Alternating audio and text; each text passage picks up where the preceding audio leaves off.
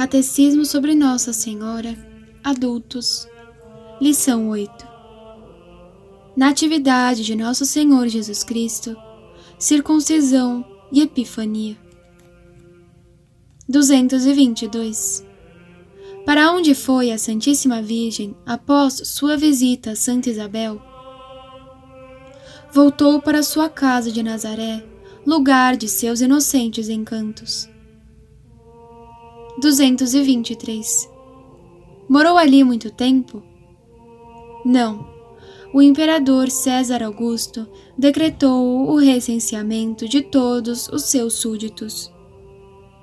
Mandou que cada um fosse inscrever-se na cidade de onde era originário. Como Maria e José eram da casa e família de Davi, encaminharam-se para Belém, a cidade de Davi, a fim de obedecer ao decreto de Augusto. Neste fato, a mão da providência era demais visível para que José e Maria hesitassem em obedecer. Ambos pareciam obedecer à lei imperiosa da necessidade, pondo-se a caminho num dia tão desagradável e numa ocasião tão inoportuna. Quantos incômodos não sofreu Maria naquela triste e perigosa viagem de 4 a 5 dias, por se achar ela tão próxima ao seu ditoso parto. 224. Que aconteceu enquanto Maria e José estavam em Belém? Depois de chegar em Belém, Maria e José não puderam, por causa de sua pobreza e do grande número de estrangeiros, obter um lugar na hospedaria, e viram-se obrigados a retirar-se numa gruta. Foi ali que Maria deu à luz a seu divino filho, sem dor e sem cessar de ser virgem. As fadigas de uma longa viagem sucederam para José e Maria penas mais duras ainda. Em vão percorreram Belém a pedir agasalho. Todas as portas se fechavam diante deles.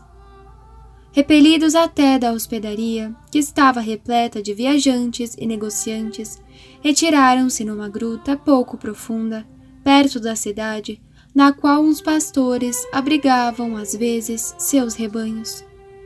Nada de porta, mas um telhado rústico em cima da entrada.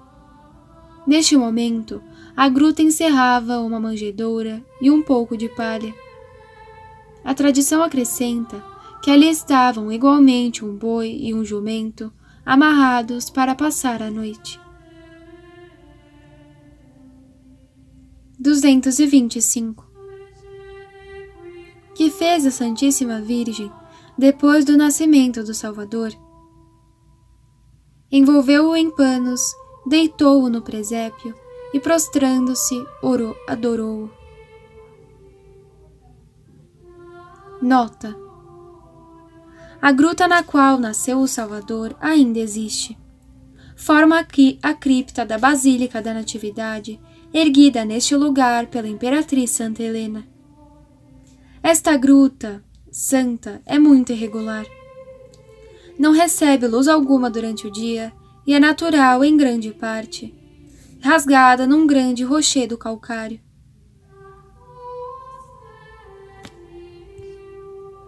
O pavimento da gruta é formado de precioso mármore incrustado de jaspe e porfírio. As paredes estão revestidas de magníficos panos. O recinto interior é iluminado pelas luzes vivas de 53 lâmpadas suspensas da abobada. 19 pertencem aos padres latinos. Ao fundo da gruta, na parte oriental, vê-se o lugar onde nasceu o Salvador. Uma placa de mármore branco, incrustada de jaspe e cercada por uma estrela de prata, leva a estes dizeres: foi aqui que Jesus Cristo nasceu da Virgem Maria. O presépio que serviu de berço a Jesus está a 3 passos de distância. Foi ali que Jesus, depois de nascido, foi deitado por Maria sobre umas palhinhas e adorado pelos pastores.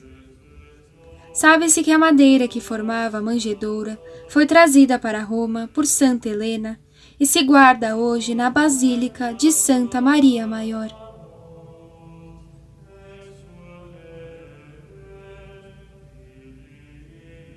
O Redentor do gênero humano nem sequer tinha, como Moisés, um berço divino. Ó Maria, quanto sofrestes vendo o vosso Filho divino nascer em tal pobreza? Quem nos dirá os sofrimentos que atormentaram o vosso coração, quando, prostrada diante de Jesus no presépio, contemplastes o rosto do divino menino, vosso Filho e vosso Deus? José, arrebatado, uniu suas homenagens às de Maria. Nunca o Salvador virá e nunca mais verá. Prostrados a seus pés, adoradores mais ardorosos no seu amor, mais humildes na sua dedicação, mais desinteressados no seu serviço. 226. De que modo imitaremos o procedimento de Maria neste mistério? Pela Sagrada Comunhão, Jesus nasce em nós como nasceu na gruta de Belém. Repousa em nosso coração como repousou na palha do presépio, mas menor, mais admirável, ainda mais admirável.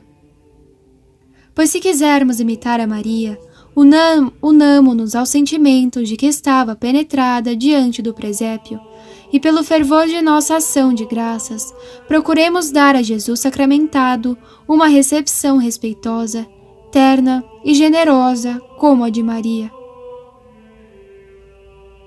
227.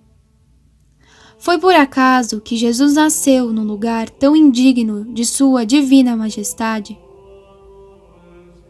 Na aparência foi. Foram o acaso e a necessidade que obrigaram Maria a refugiar-se numa gruta. Na realidade, porém, foi por sua livre escolha que Jesus nasceu nesse lugar e quis, assim, dar-nos uma salutar e grande lição. Jesus nasce na mais extrema pobreza para nos ensinar a desapegar nossos corações dos falsos bens deste mundo. Nasce nos sofrimentos para nos persuadir a mortificar os nossos sentidos e as nossas inclinações. Nasce na objeção para curar nosso orgulho e ensinar-nos o desprezo das honras mundanas. Se não perdêssemos de vista o presépio de Belém, suportaríamos os sofrimentos com mais paciência e mais mérito. 228. Que prodígios acompanharam o nascimento de Cristo? Naquela mesma noite, um anjo resplandecente de luz apareceu aos pastores que apacentavam seus rebanhos nos arredores, anunciou-lhes o feliz nascimento e indicou-lhes o lugar onde achariam o Salvador. Não temais, porque vos dou notícias que causarão grande gozo a todo o povo. É que hoje, na cidade de Davi, nasceu o vosso Salvador, que é o Cristo. E eis o que vos servirá de sinal. Achareis um menino envolto em panos e deitado num presépio. No mesmo instante, uniu-se ao anjo uma multidão da milícia celeste, e todos louvaram a Deus, dizendo: Glória a Deus nas alturas, e paz na terra aos homens de boa vontade.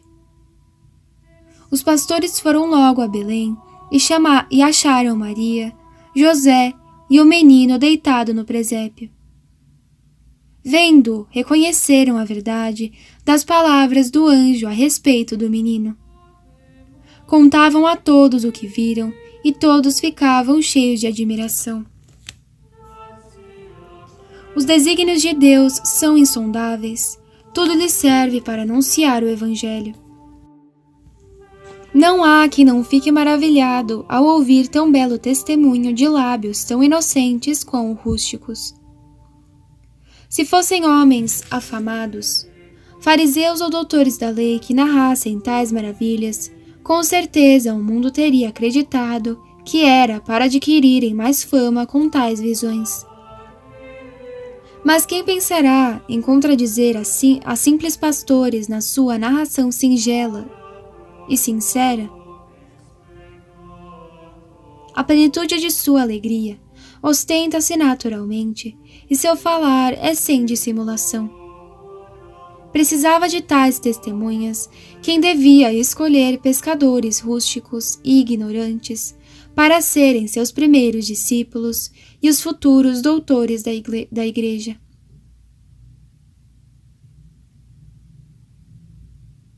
(229)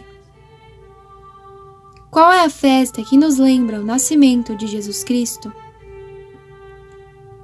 A festa do Natal, que se celebra no dia 25 de dezembro.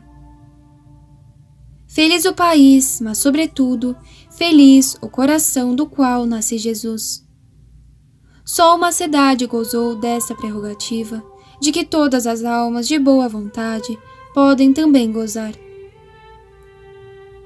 Desce Jesus na casa do pobre como na do rico, com a condição que ambos o recebam com simplicidade de coração e pureza de intenção, como fizeram os pastores. 230. Que se passou 8 dias depois do nascimento do Salvador? O menino foi circuncidado e deram-lhe o nome de Jesus, que significa Salvador. Este nome de Jesus fora trazido do céu e revelado por São Gabriel a sua Mãe Santíssima, depois a São José numa visão, com ordem de dá-lo ao menino. Jesus sujeita-se à lei da circuncisão para nos dar um exemplo de humildade e obediência às leis divinas e humanas, e para que nunca deixemos de cumprir os seus mandamentos e os da Santa Igreja. Mas, sobretudo, quis ser circuncidado para nos mostrar bem cedo os excessos de seu amor, começando pequenino a sofrer dores e derramar por nós o seu sangue. E se não o esgota logo em menino, é porque o reserva para derramá-lo até a última gota na cruz. Oh, não é em vão que foi dado ao menino Deus o nome de Jesus, diz São Bernardo. Com efeito, diz o mesmo santo, em nome de Jesus, deu São Pedro saúde repentina ao aleijado que havia muito tempo estava pedindo esmola à porta do templo de Jerusalém, dizendo-lhe: em nome de Jesus, levanta-te e anda. Em nome de Jesus, converteu logo o mesmo São Pedro 3.000 pecadores. Continuaram os apóstolos por toda a parte do mundo a fazer milagres, a derrubar ídolos, a dar saúde aos enfermos e a converter tantas almas para Deus. Ao nome de Jesus, finalmente, os pequenos e grandes da terra dobraram o joelho, reconheceram e adoraram o verdadeiro Deus. Até o próprio inferno treme ao ouvir pronunciar este nome. As tentações desaparecem e os demônios fogem apavorados. Ainda mais, por sua circuncisão, Jesus quer induzir-nos à circuncisão do nosso coração e espírito, como diz São Paulo. Esta circuncisão consiste em cortar pela raiz as perversas inclinações, em tirar do coração os maus desejos e da alma os pecados que a tornam desgraçada. Esta circuncisão, finalmente, consiste na emenda das culpas e dos vícios. 231. Que diz o Evangelho no tocante à Santíssima Virgem durante o tempo que ela passou na gruta de Belém? O Evangelho faz notar que Maria conservava e meditava no fundo do coração os grandes exemplos que nos dá o menino Jesus, assim como as coisas admiráveis que os pastores publicavam deste divino Salvador. Apesar de ser Maria muito instruída a respeito do mistério da encarnação do Verbo, adquiriu ainda novas luzes pelas maravilhas que acabava de presenciar e pelas narrações dos pastores. Mas, em vez de fazer destes divinos acontecimentos, dos quais podia tirar tanta honra, motivo de vaidosas conversas, conservava religiosamente a lembrança deles no coração, para glorificar a Deus, nutrir sua piedade e sondar sempre mais os santos ensinamentos deles.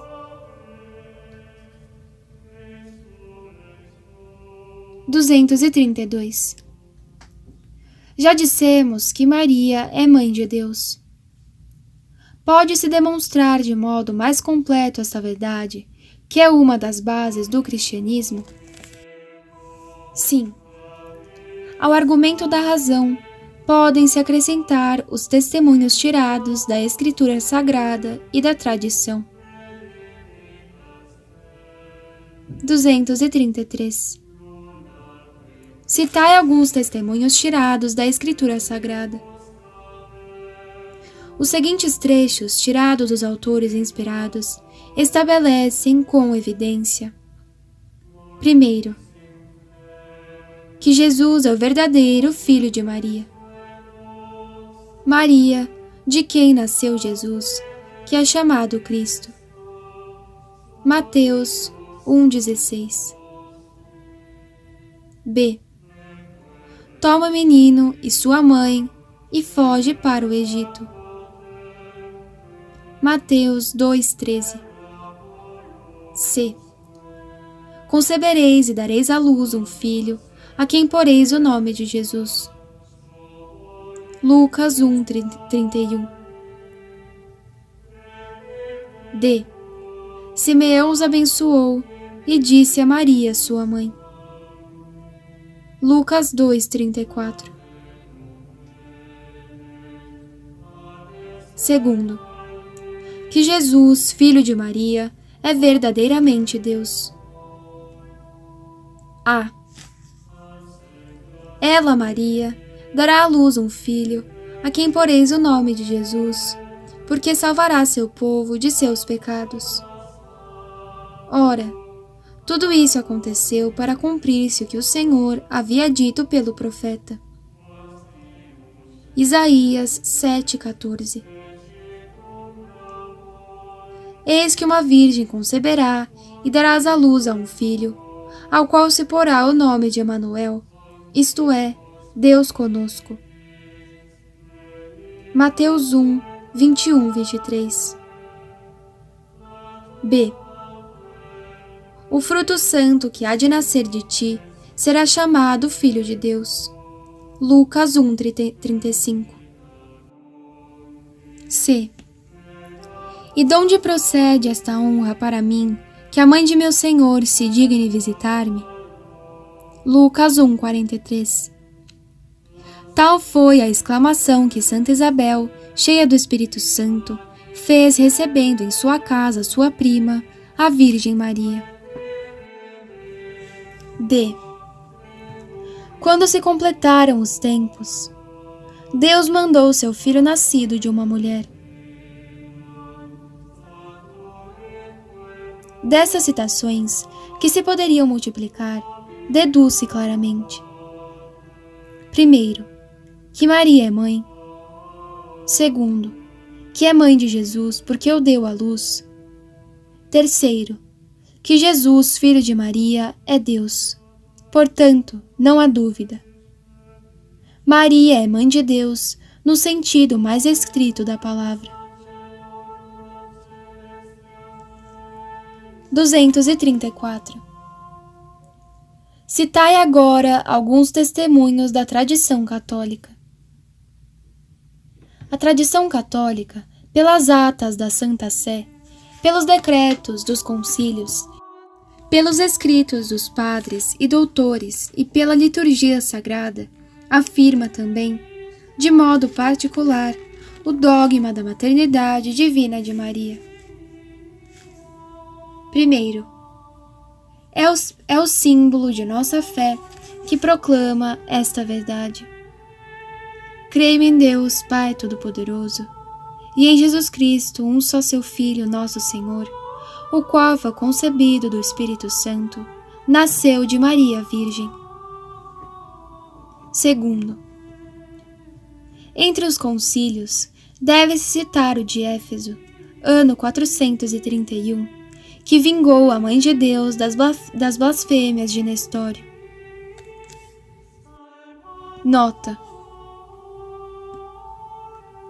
no século V, Nestório, patriarca de Constantinopla, perturbou o mundo cristão, sustentando que havia duas pessoas em Jesus Cristo, uma divina e outra humana, e que Maria não devia ser chamada Mãe de Deus, mas só Mãe do Cristo ou do homem.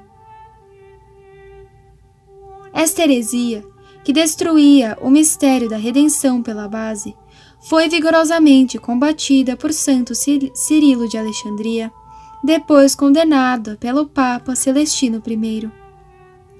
Além disso, um concílio geral, reunido em Éfeso, renovou a condenação de Roma e proclamou que, conforme a fé tradicional da Igreja, Maria podia e devia ser chamada Mãe de Deus, pois que Jesus Cristo, o Filho do Homem, não é pessoalmente distinto do Filho de Deus. Se alguém, dizem os padres, não professa que Deus, segundo a verdade, é Emanuel, isto é, Deus conosco, Deus feito homem, e que, por isso, a Santíssima Virgem é Mãe de Deus, fique excomungado. Nestório, recusando retratar seus erros, foi deposto da sé patriarcal e desterrado. Morreu no ano de 439, impenitente e na miséria. Sua língua, que proferira tantas blasfêmias contra a Santíssima Virgem, apodreceu ainda vivo e foi roída pelos vermes. Continuação. E o segundo, de Constantinopla, ano 553, contra Teodoro de Mopsuestia, que ensinava que Maria não tinha dado à luz senão a um homem. Terceiro, os testemunhos dos padres e doutores em favor da divina maternidade de Maria são inumeráveis. Limitar-nos aos seguintes. A fé católica, diz São Jerônimo, ensina que o Filho de Deus, o Verbo, se fez carne e habitou entre nós. Esta união da divindade e da humanidade é indivisível e distinta. Assim, devemos honrar a Maria como Mãe de Deus e crer que nos deu Deus feito homem, não homem sem Deus, nem Deus sem o homem, mas um só e verdadeiro Deus homem, Jesus Cristo. Proclamamos em verdade a Santíssima Virgem, Mãe de Deus, acrescenta São João Damasceno, porque, como que nasceu dela é o verdadeiro Deus, assim ela é verdadeira Mãe de Deus. Vem em seguida numerosíssimas orações litúrgicas e, sobretudo, a saudação angélica, que acaba por esta invocação. Santa Maria, Mãe de Deus, rogai por nós, pecadores, agora e na hora de nossa morte. É, enfim, a festa da maternidade divina de Maria, que se celebra no dia 11 de outubro. 235. Pode-se dar melhor louvor a Maria do que chamá-la Mãe de Deus?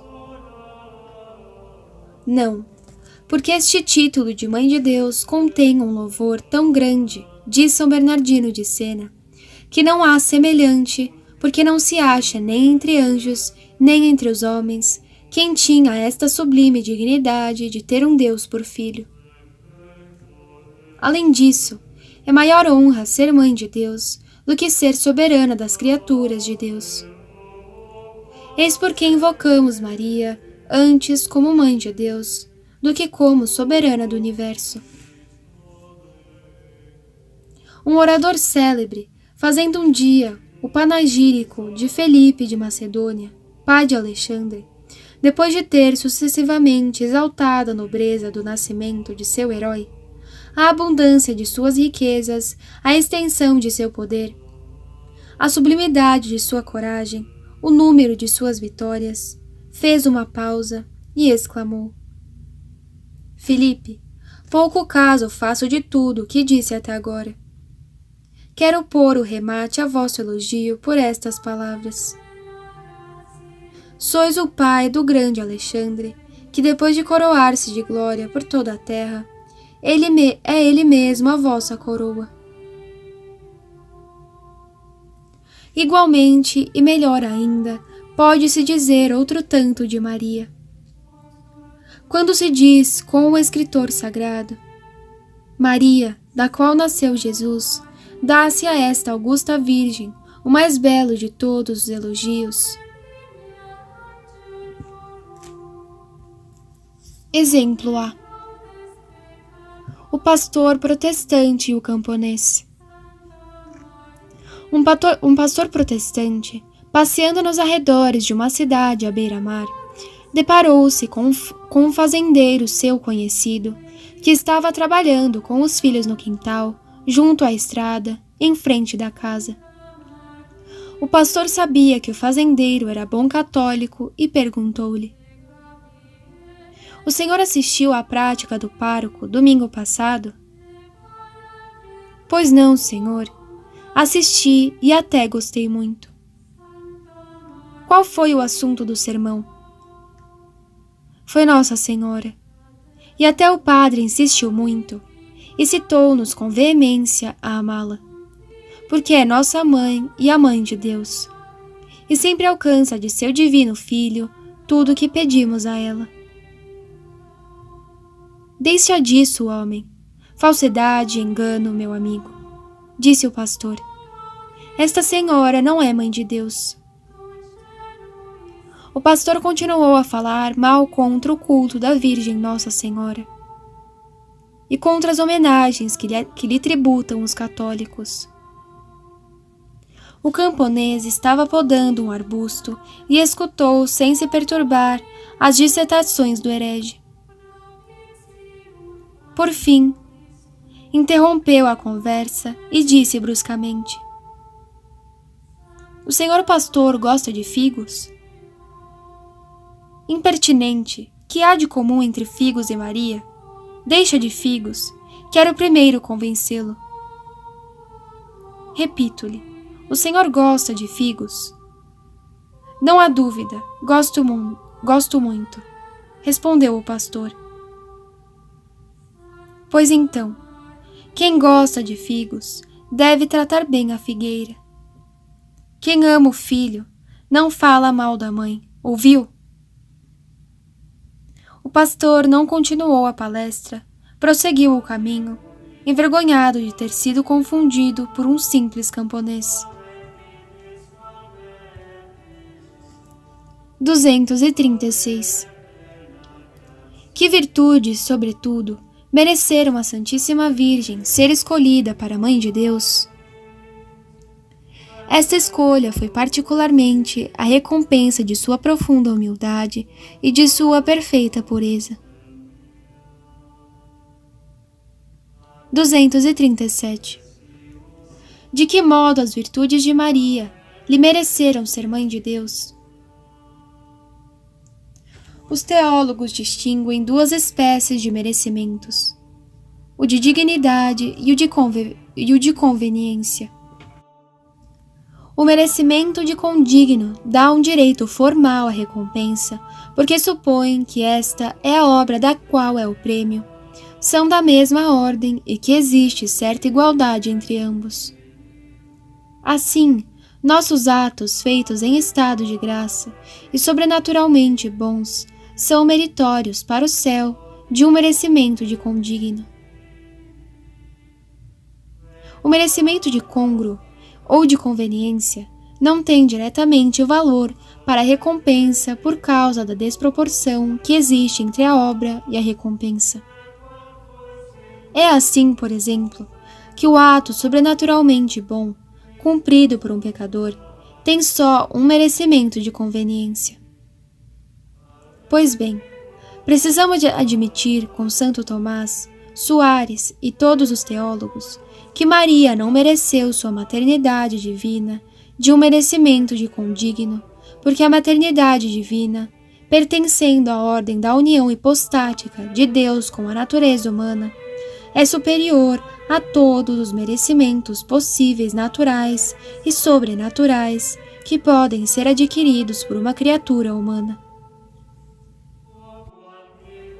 Resta o merecimento de conveniência, admitido por todos os padres e pela Igreja, que canta na antífona Regina Coeli: aquele que mereceste trazer em seu ventre, ressuscitou como tinha prometido.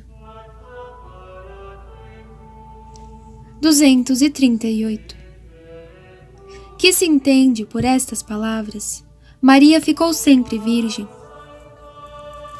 Entende-se que por uma graça particular de Deus, Maria foi virgem antes do parto, durante ele e depois, e que em toda a vida conservou intacta a flor de sua pureza original e virginal.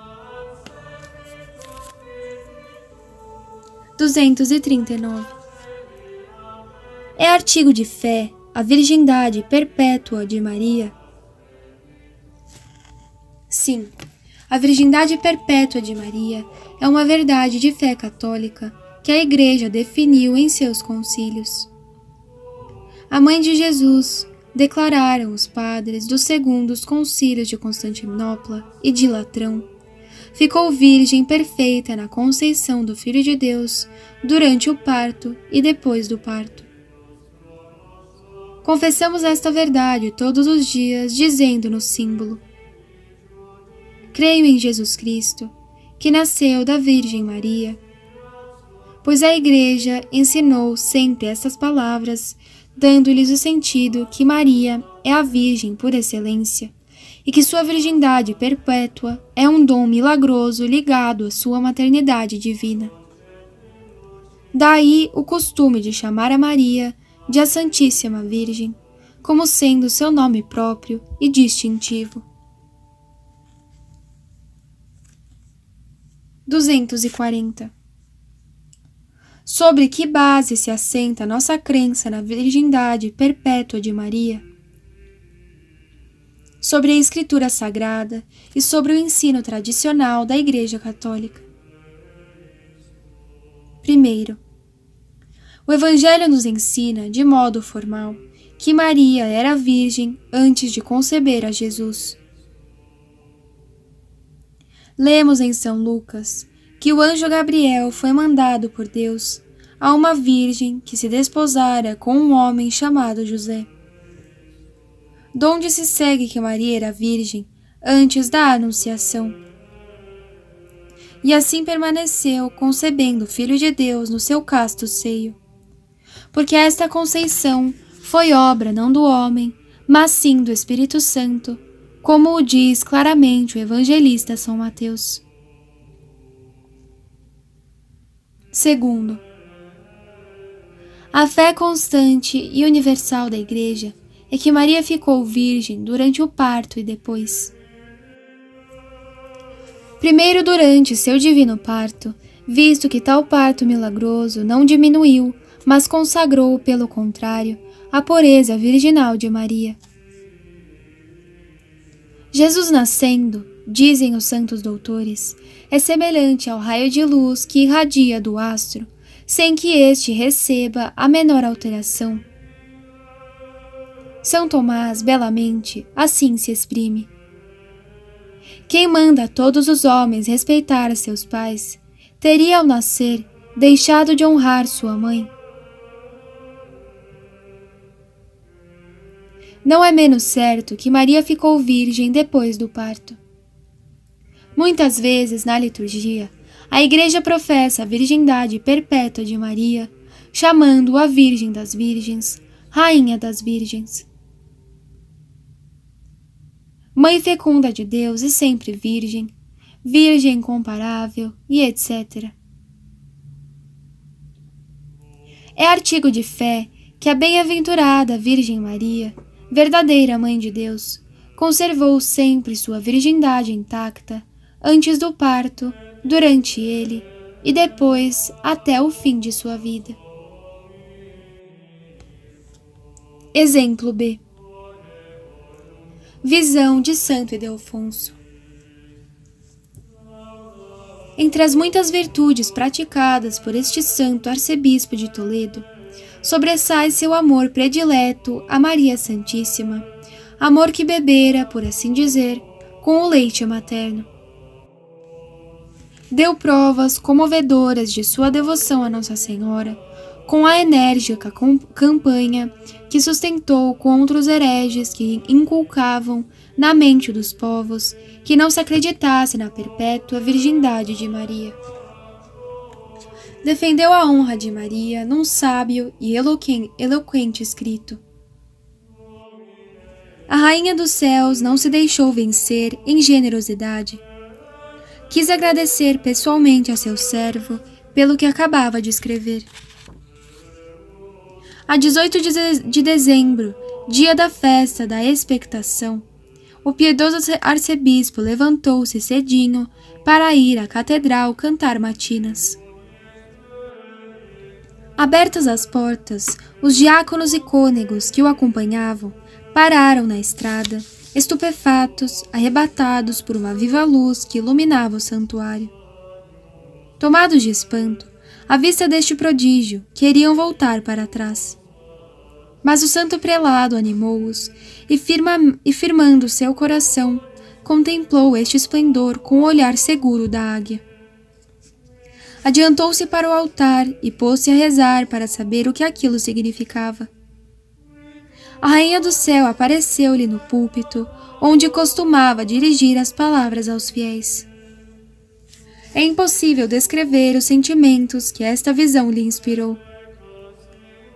Como ele duvidasse se devia aproximar ou afastar-se, Maria dirigiu-lhe essas palavras. Como recompensa da pureza do teu corpo e do teu espírito, por causa do ardor de tua fé e do zelo com o qual defendestes minha virgindade, eu te entrego este mimo tirado dos tesouros dos céus. Dizendo isto, entregou-lhe um belíssimo paramento sacerdotal e desapareceu a visão, deixando na catedral a fragrância dos mais preciosos aromas. Conserva-se na Catedral de Toledo a casula que Maria deu a Santo Ildefonso e no dia 21 de janeiro celebra-se uma festa em memória desta célebre aparição.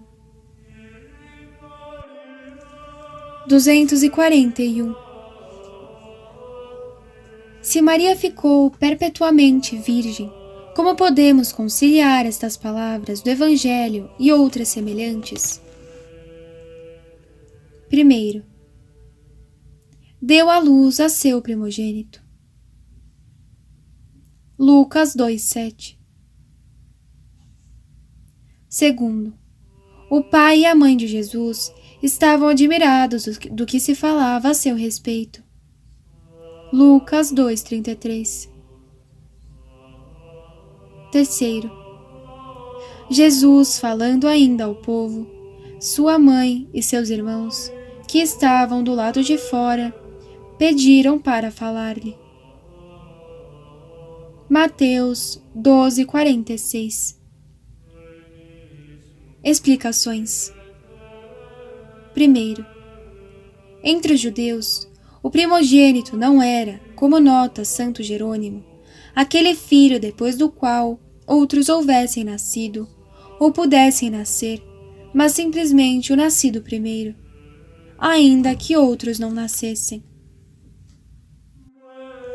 O uso dessa expressão originava-se das formalidades especiais que a lei mosaica prescrevia a respeito do primeiro filho que nascesse depois do casamento. Segundo, São José é chamado pelo evangelista, até por Maria, o pai de Jesus, porque pela sua qualidade de esposo de Maria e de pai adotivo de Jesus, exercia efetivamente a autoridade paterna na Sagrada Família. Aos olhos do povo, que ignorava o mistério da encarnação, Jesus devia necessariamente passar por ser filho de José. Terceiro, estes irmãos de Jesus não eram nem filhos da Santíssima Virgem, nem de São José, que viveu também numa virgindade perpétua, mas só filhos de Cleófas ou Alfeu e de uma parente da Santíssima Virgem, e por conseguinte primos de Jesus. Todos os comentadores admitem que na Escritura a palavra irmão serve para designar ora os irmãos propriamente ditos, ora os primo-irmãos e os mais próximos parentes. – 242. A virgindade perpétua de Maria foi anunciada pelos profetas? Sim, particularmente nestas palavras de Isaías. Eis que uma virgem conceberá e dará à luz a um filho, que será chamado Emanuel. Palavras que não se aplicam, diz São Jerônimo, a uma virgem que teria conservado a sua virgindade até seu casamento. Mas a uma virgem que ficou tal depois do parto, a virgem única, a virgem por excelência. Parece que até mesmo os pagãos tiveram conhecimento do prodígio anunciado por Isaías, que uma virgem seria mãe sem perder a virgindade, assim como provam os oráculos das sibilas e os monumentos da história da França. 243. Conheceis algumas figuras bíblicas da virgindade perpétua de Maria? Sim. Segundo os padres, a sarça, que ardia sem se consumir, e a vara de Arão, que floresceu sem raízes, sem cultivo, sem sementes, são figuras expressivas de Maria, tornando-se mãe de Deus, sem deixar de ser virgem. 244. A virgindade de Maria teve imitadores? Sim.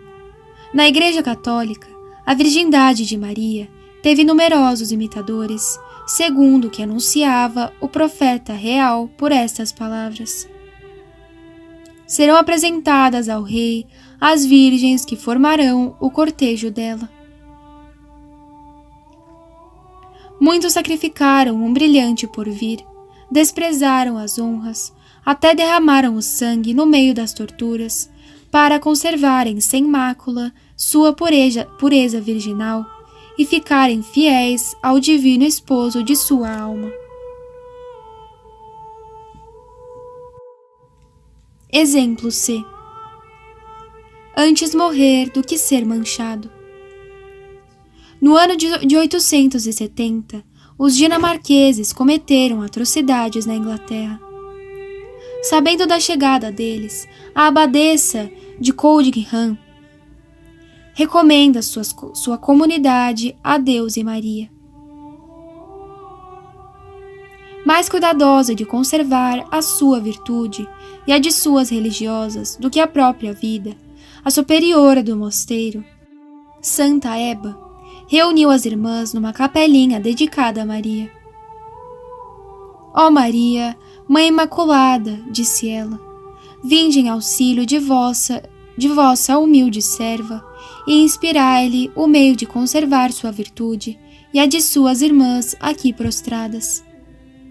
Maria, amparai-nos, estendei sobre vossas servas a vossa mão poderosa, que dissipa as nuvens e as tempestades, e dai-nos força para morrer, se for preciso, antes do que consentir em perder a coroa da virgindade. Ouve-se, já na rua, a vozeria dos ferozes bárbaros. Pela última vez, a superiora dirige a palavra às suas irmãs. Não temam, minhas queridas filhas. A morte é suave para quem faz o sacrifício de sua vida. Conheço um meio certo para nos livrarmos da insolência destes bárbaros. ei-lo. E pegando a tesoura pendurada à cinta, cortou a ponta do nariz e o lábio superior e arranhou horrivelmente o rosto. As demais religiosas, sem exceção, fizeram outro tanto. Com o rosto ensanguentado, apresentaram-se todas diante de seus infames perseguidores.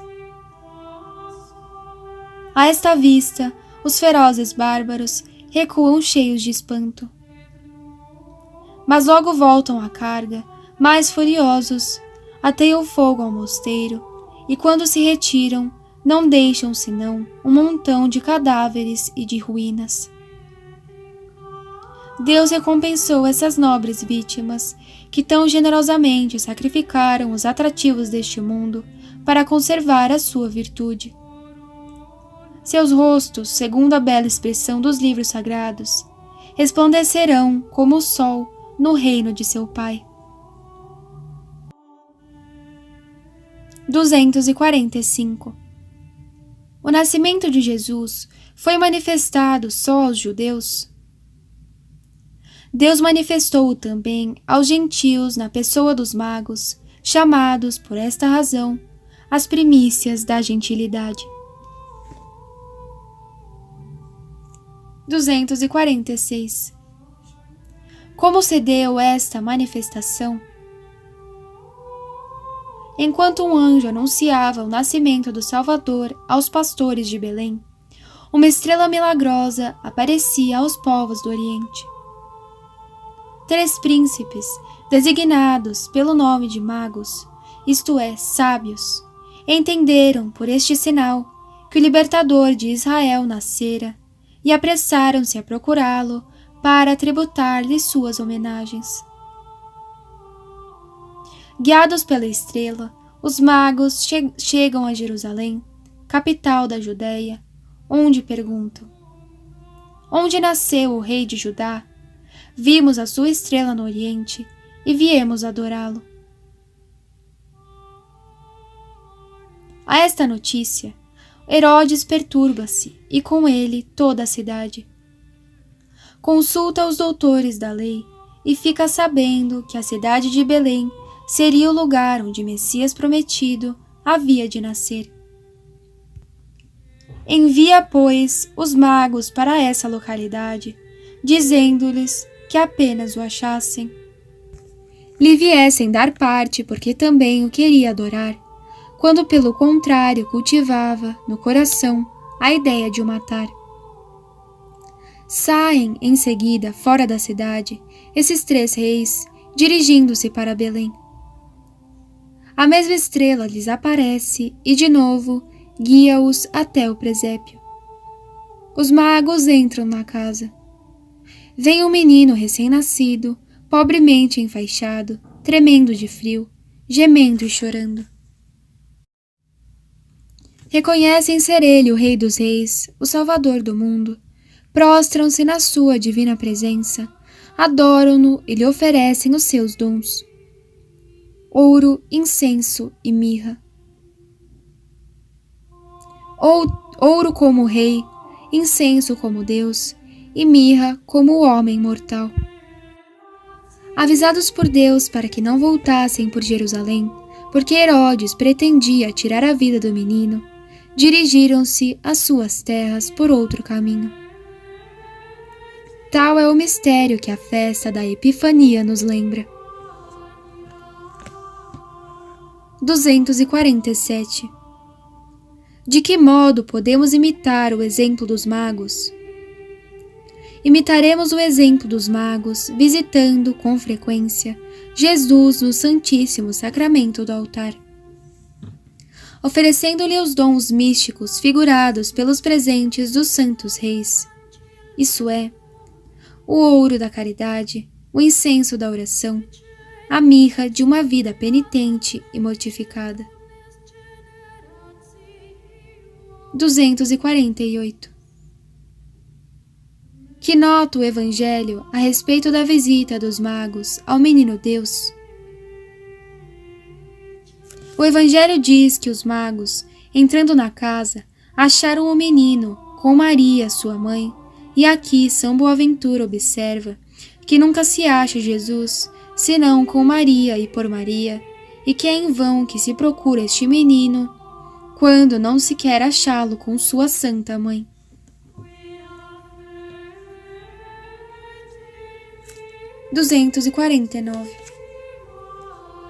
Que fruto devemos tirar desta instrução? Devemos, primeiro, a exemplo de Maria, meditar os mistérios e as virtudes de Jesus Cristo. Segundo, ir a Jesus por Maria, tendo cuidado de fazer passar pelas mãos desta boa mãe nossas orações e todas nossas boas obras, para que ela as torne dignas de seu divino Filho. Tudo a Jesus por Maria. Tal era o lema do venerável Padre Champagnat. Deve ser também o de todos os verdadeiros devotos de Maria.